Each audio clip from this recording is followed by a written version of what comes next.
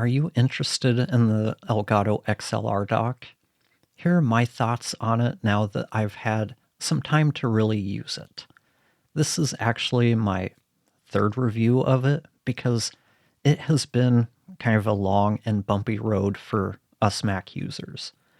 While I'm a Mac user, my review will apply to PC users as well. So first, here's the quick story about my experience over the first 7 months or so of ownership. Upon its release, Wavelink hadn't even been updated for Mac to be able to control the XLR dock. Elgato sent me a beta that solved that, but it was pretty buggy, so I ended up just replacing the XLR dock with the USB hub that Elgato offers. Fast forward to, I guess, 6 months after release, and I decided it was time to try it out again. And I was thinking that enough time had passed and it would be more usable. But still, there was no official release of the software. So I installed the latest beta, which was a huge improvement over what I'd tried originally. But it still had a number of bugs, so I made an updated review. About a month later, Elgato finally released the official Wavelink 2 for Mac. It fixed the bugs I'd been experiencing, making the XLR dock truly usable for Mac users for the first time, and it was a frustrating 7-month wait. I wish that Elgato had been more transparent about this upon release, but that's enough backstory into the review. The first thing to know is the XLR dock does require a Stream Deck Plus because it replaces the existing base and plugs into it. It's essentially their XLR or their Wave XLR audio interface shoved into a replacement base for the Stream Deck Plus. It costs $119, not including the cost of the Stream Deck Plus. If you don't have the Stream Deck Plus, you can buy a bundle that includes both the Stream Deck Plus and the XLR dock for $299. I love Elgato's thinking outside of the box with this. With both this and the USB hub add-on, Elgato provides Stream Deck Plus owners with the ability to add more functionality to their device without taking up any more desk space. And in the case of the XLR dock, it adds an XLR input and a headphone output. No additional cables, no additional devices. This is a really smart move by Elgato. So let's talk about the preamps. The preamps have 75 dB of gain, which is the same as the Rodecaster Duo, and that's more than enough to power something like a Shure SM7B. But while I was testing it out, the first thing that struck me is the preamps get really noisy at higher input gain settings, making it probably not a good choice if you want to use a gain-hungry mic like the SM7B or Electro Voice RE20, especially if you want to live stream with it.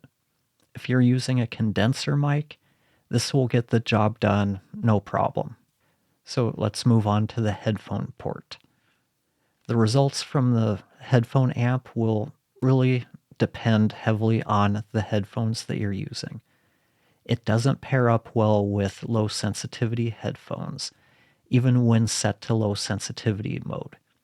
I found that with my headphones, the headphone amp had an unacceptable noise floor.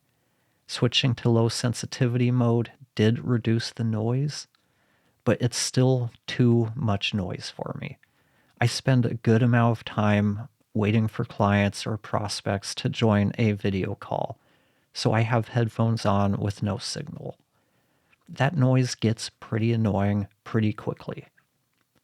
I have 4 pairs of headphones here, and 2 of them suffered from this issue. My Allo Audio S4X, which are 32 ohm, and the Audio-Technica ATH M50X, which are 38 ohm. The two that were higher sensitivity were fine, like the Beyerdynamic, which is 80 ohms, and the Sennheiser HD280s, which are 64 ohms. However, the noise issue, it can be resolved with a $10 device that I purchased from Amazon. It's called the Beezyne Ground Loop Noise Isolator, and I bought that to solve a very similar issue with my Rodecaster Duo, but it also solves the problem here with the XLR dock. I'll include a link in the description, but it's a really simple device. Let me show you real quick.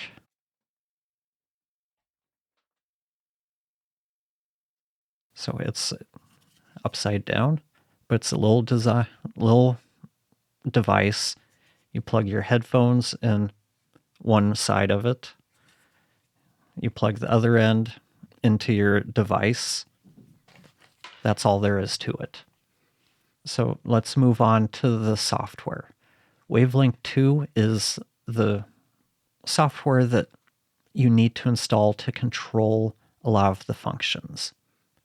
You can control many of the functions with the Stream Deck, but Wavelink gives you access to more controls. One of the biggest is the mixer. It gives you 2 mixes that you can customize. You get a monitor mix and a stream mix. The monitor mix is meant for you to listen to the sounds on your computer, whatever.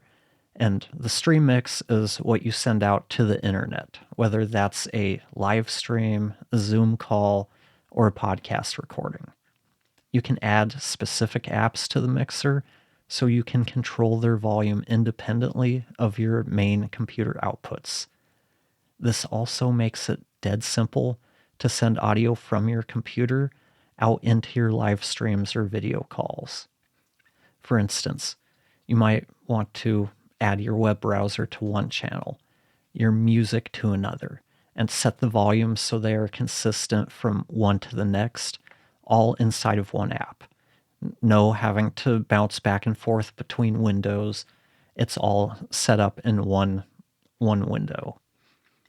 And Elgato's made this really easy to set up and configure. Having the 2 different mixes is also nice for live streaming, where you might want the music to be quieter in your headphones so you can hear yourself better. The only downside is that Wavelink needs to be running to be able to use its features. And at least on Mac, it uses more CPU than I would like to see. I'm running an M1 Max Mac Studio, and Wavelink comes in between 35 and 40% CPU usage. By comparison, Ginger Audio's Caster comes in at half of that, and it offers the same type of audio routing. I'm not doing a full demo of the Wavelink software here. I've done that in a previous video, which I'll also link to in the description.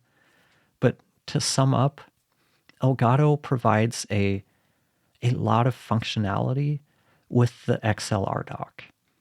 It's a one-channel interface that doesn't take up any additional space, and it doesn't need another USB or power cable, so it helps you keep your desk cleaner. And this can be a good thing for many live streamers, gamers, and solo creators. The Wavelink software, it really does make this an attractive option for live streamers and gamers who really benefit from the custom routing and the mixing options.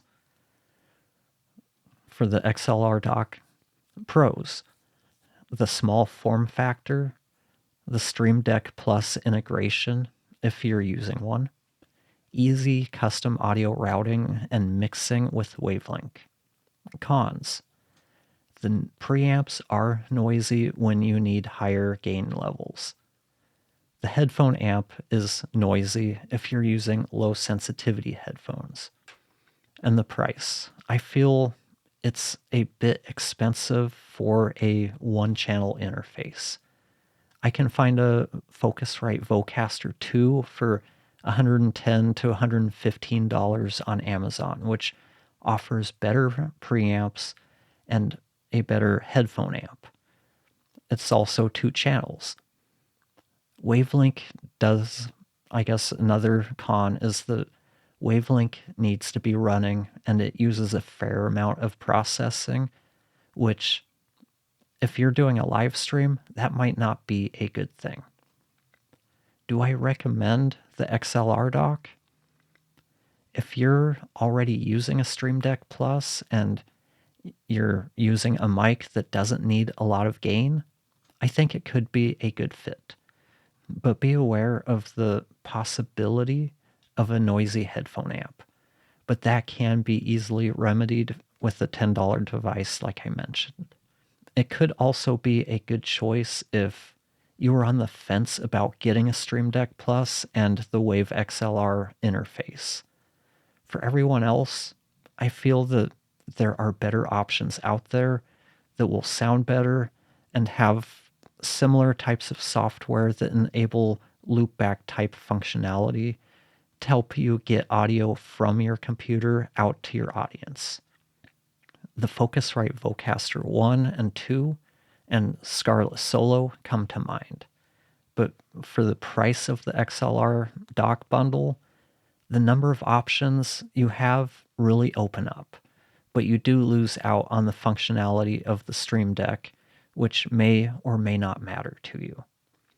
Let me know if you have any questions about using the XLR dock. Thanks for watching, and I'll talk to you next time.